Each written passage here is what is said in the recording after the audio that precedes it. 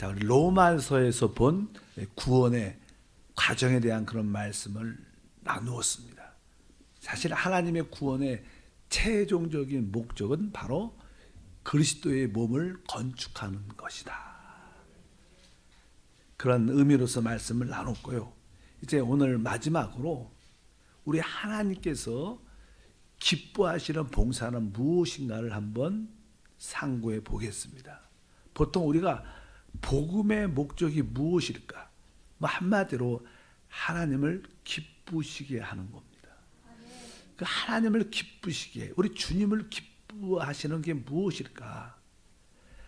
우리가 마가복음 14장 9절 말씀을 보게 되면 주님께서 이 복음이 전해질 때마다 이런 행한 일도 전해질 것이다 이렇게 말씀을 합니다. 다 같이 읽어보니까 내가 진실로 너에게 이르노니 온 천하에 어디서든지 복음이 전파되는 곳에는 이 여자가 행한 일도 말하여 그를 기억하리라 하시니라. 특별히 여기에 보면 마리아가 주님께 나와 아주 값비싼 향유를 붓는 그런 이야기가 기록되어 있죠. 그러면서 이제 복음이 전해질 때마다 이 여자가 행한 일도 말하여 그를 기억해야 할 것이다. 이렇게 주님이 선포를 하십니다. 왜 주님께서 이런 말씀을 하셨을까? 여러 가지 의미는 있겠지만 일단은 우리 복음이 전해진 그 목적에는 어떠한 결과를 수반 가지고 온다는 것. 우리가 합당하게 복음이 전해졌다면 복음이 전해진 목적에는 이러한 어떤 결과가 따르게 된다는 것입니다. 사실 복음을 전하는 목적은 사실 우리 주님을 기쁘시게 하는 데 목적이 있습니다. 보통 우리가 그냥 전도하고 봉사할 때 사람을 유익을 위해서 또 우리 자신의 기쁨을 위해서도 많이 하죠. 그러나 가장 중요한 전제는 주님을 기쁘시게 하는 게 모든 봉사의 기초입니다. 내가 하는 일이 주님이 기뻐하고 계신가? 우리는 우리 자신이 기뻐하고 또 구원받은 사람이 기뻐할 수 있죠. 또 그거는 또 별개가 될 수 있습니다.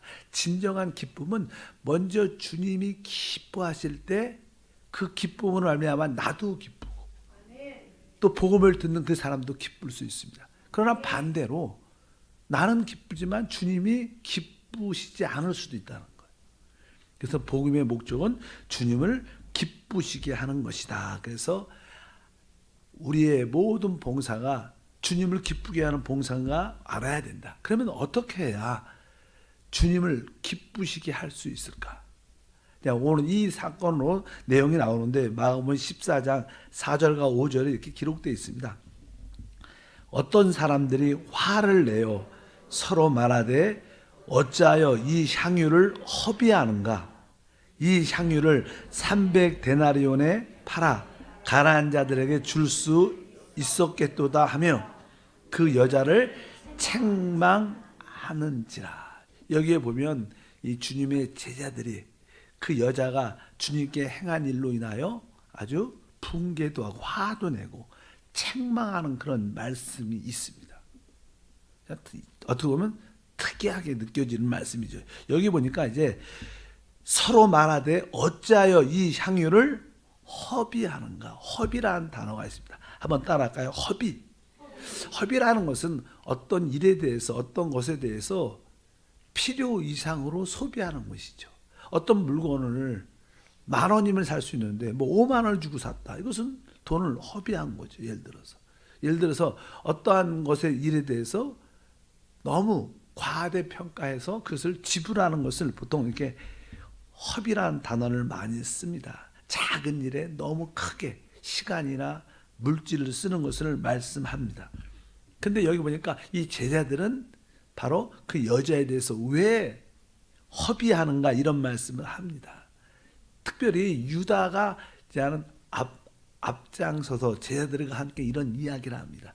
원래 유다는 예수님을 주님이라고 불러본 적이 없어요. 그렇기 때문에 그는 세상을 대표하는 사람입니다. 우리는 그래도 다른 제자들은 예수님을 주님이라고도 부르죠. 근데 이 유다는 선생이요 이렇게들 부릅니다. 뭐냐는 이것은 세상에서 말하는 의미를 말씀합니다. 그래서 유다는 세상을 대표합니다.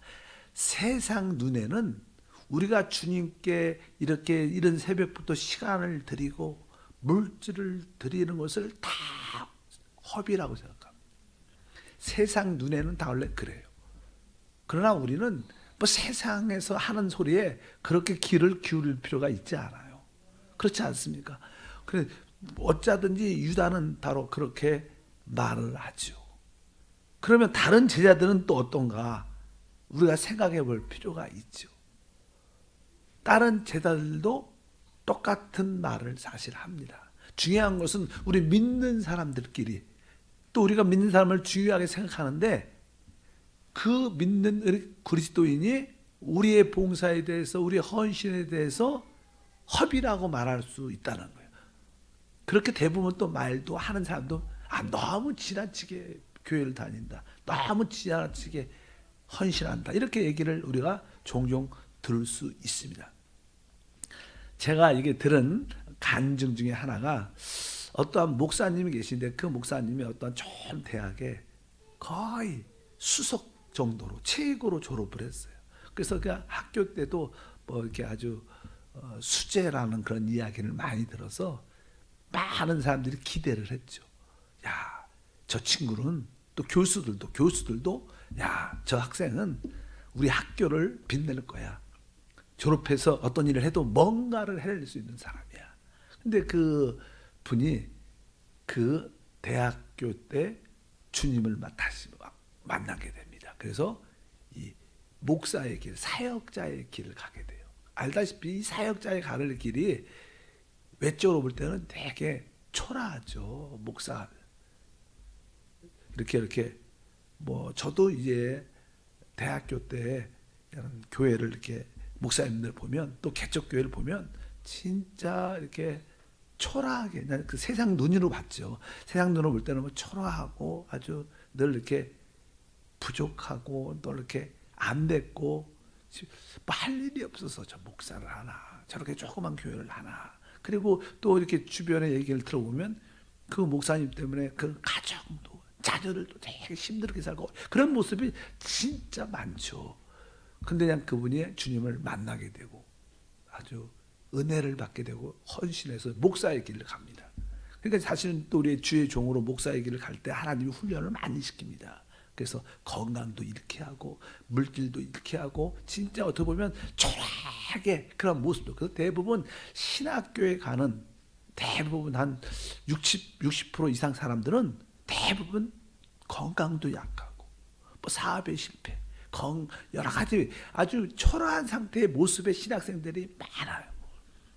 저도 그런 중에 한 사람이었는데 그분도 그냥 그런 신학교의 가정을 통해서 이제 다시 목사가 됐으니까 우연히 이제 가다가 근데 그 당시 그분이 간증이 건강도 진짜 안 좋고 모든 것 남들이 봐도 아주 초라하게 느끼는 그런 모습의 주의 종의 모습이었어요.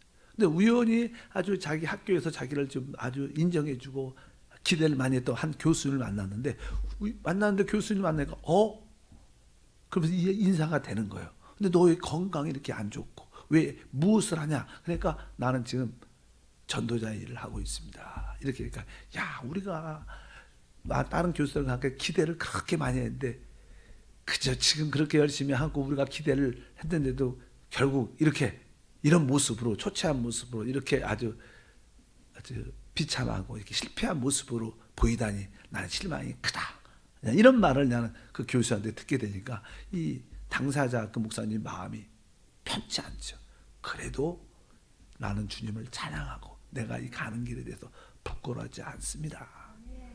그럴 때 이 마음 속에 이게 하나님의 영광의 임재가 꽉 느껴지면서 뭐 그런 간증에 대한 이야기를 듣고 은혜를 많이 받았습니다. 내가 지금 이렇게 건강도 잃고 돈도 잃고 모든 것을 잃는 것처럼 보여도 내가 가는 길은 내가 선택하고 내가 주님을 따르는 길 이런 길을 가게 하심을 진심으로 감사합니다.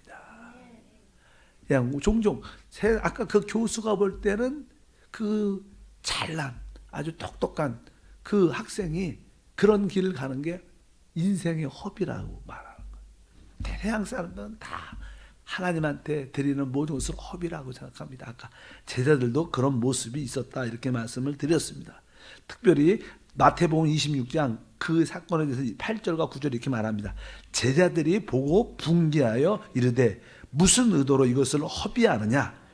이것을 비싼 값에 팔아 가난한 자에게 줄 수 있었겠도다 하거늘 제자들을 조차 아주 분개하여 화를 내면서 이것을 왜 이렇게 허비하느냐? 비싼 값에 팔아서 가난한 자에게 나눠줄 수 있는데 이렇게 생각을 했습니다.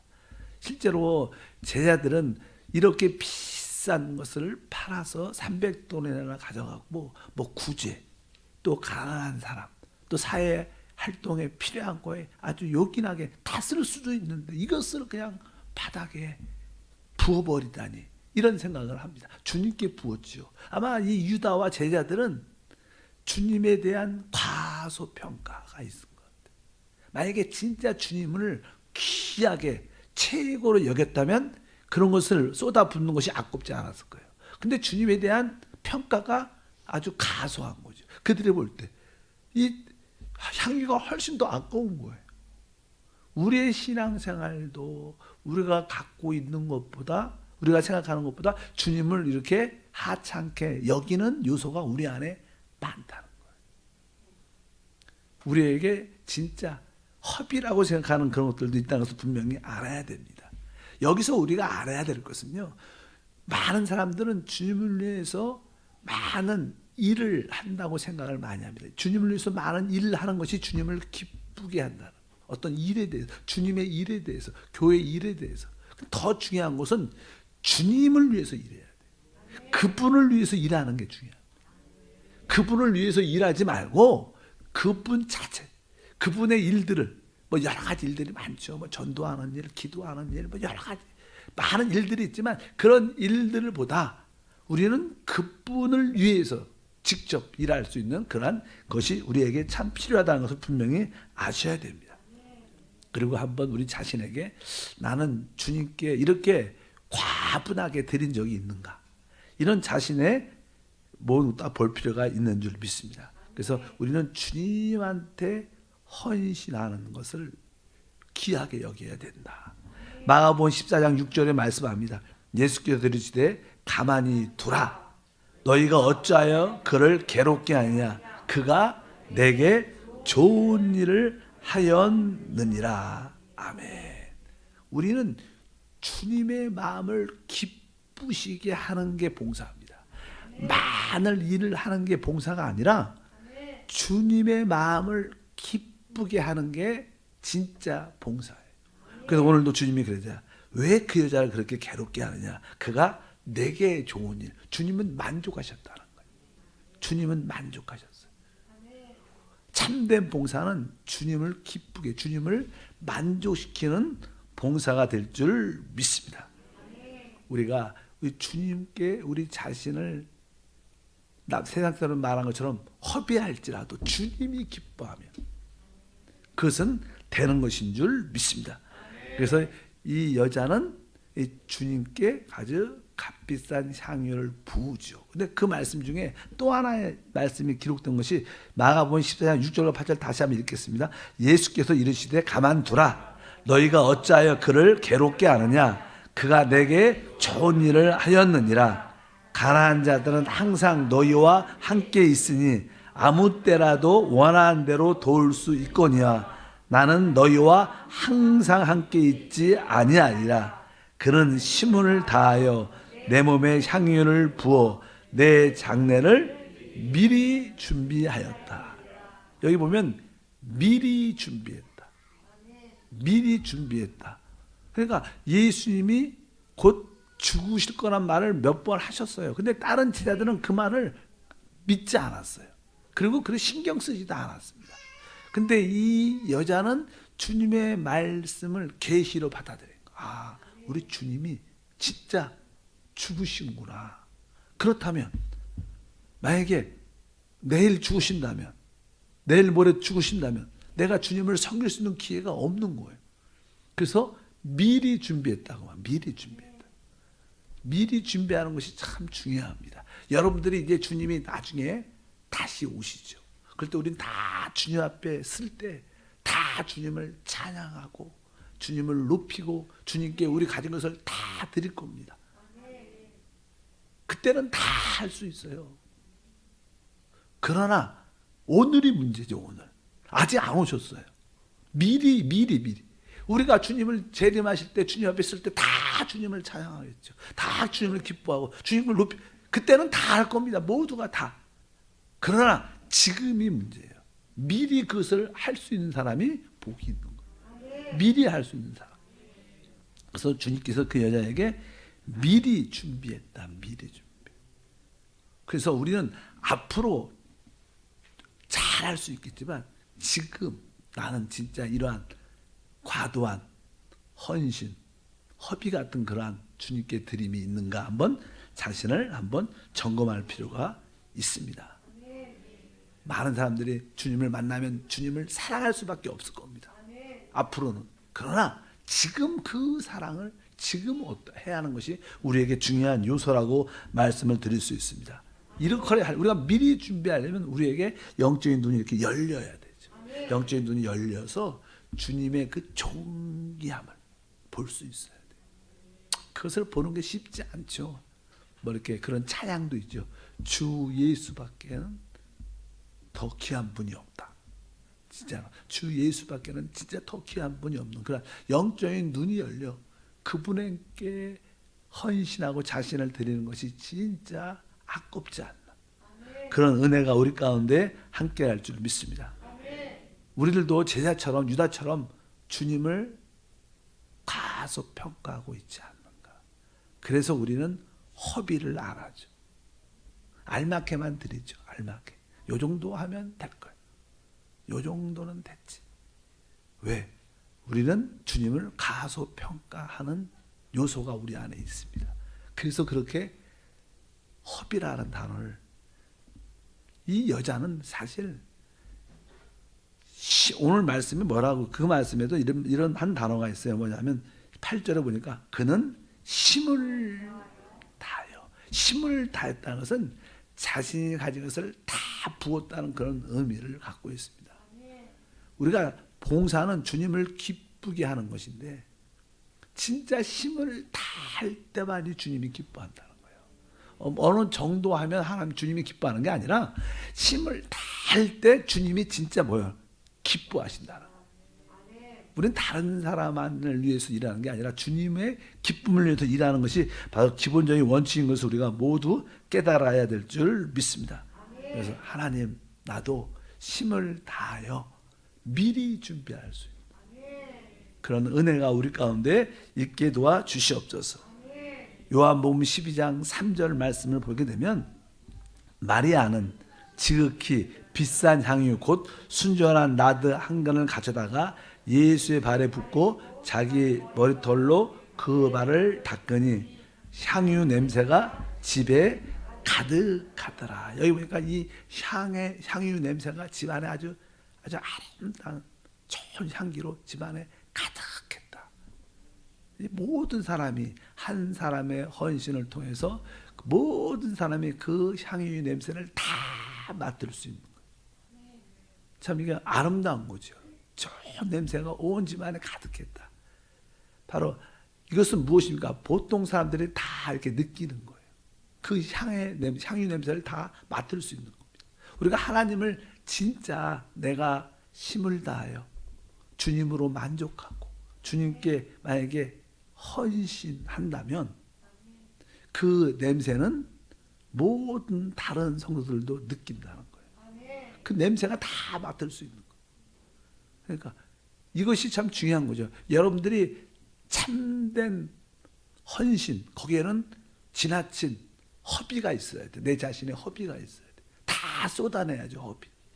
뭐 남들은 어떻게 이게 허비라고 말해도 우리 자신은 바로 헌신을 드릴 때 참된 그러한 드림이 있을 때는 뭐예요? 다른 사람한테 그 향기를, 냄새를 느끼게 된다는 거예요. 이것이 되게 중요합니다. 바로 여러분들의 봉사가 다른 사람의 그 냄새를 느낄 수 있도록, 맛볼 수 있도록. 그것이 중요합니다. 우리가 신앙생활에서 우리 주님이 기뻐하는 것이 무엇일까? 여러분들이 진짜 이러한 향유, 여러분이 가진 여러분의 온 존재를 깨트려서 하나님께 향유를 부을 때 이 냄새는 다른 사람들이 다 느끼고 그들에게 영적인 어떤 기가를 느끼게 해요. 야, 저렇게 주님을 섬기는 건데 참 아름답다. 나도 따르고 싶다. 나도 진짜 저런 믿음을 갖고 싶다. 이렇게 다른 사람에게 영적인 기가를 느끼게 하는 게 진짜 우리가 이 땅에 사는 목적이 될 수 있어요. 주님이 왜 우리를 이 땅에 남겨놨을까? 다른 사람들이 우리를 통해서 영적인 기가를 느껴 주님을 사랑하고 주님을 따르는 길을 가도록 우리가 그러한 향기가 돼야 된다. 그게 되게 중요하죠. 이것은 그냥 내가 뭐 설교를 잘해서 되는 게 아니에요. 내가 봉사를 많이 해서 되는 게 아니라 진짜 내 자신 향유 같은 내 자신 내 자신의 옥합을 깨트려 갖고 다 드린 자들만이 냄새가 나요. 우리는 다 이렇게 옥합을 다 가지고 있죠. 옥합은 우리 자신이죠. 근데 우리는 이 옥합을 가지고 있지만 깨지라 않는 거예요. 근데 우리가 이것을 주님을 위해서 진짜로 깰 때 그것은 결국 다른 사람이 그 기가, 영적인 기가를 느끼는 마음을 다 갖게 되고 그 냄새를 다 갖게 됩니다. 그래서 진짜 여러분들이 그렇게 주님께 드렸다면 다른 사람들이 내가 저 장로님 주님을 섬기는 모습 보고 나도 저런 장로님이 앞으로 진짜 돼서 교회를 돕고 싶어.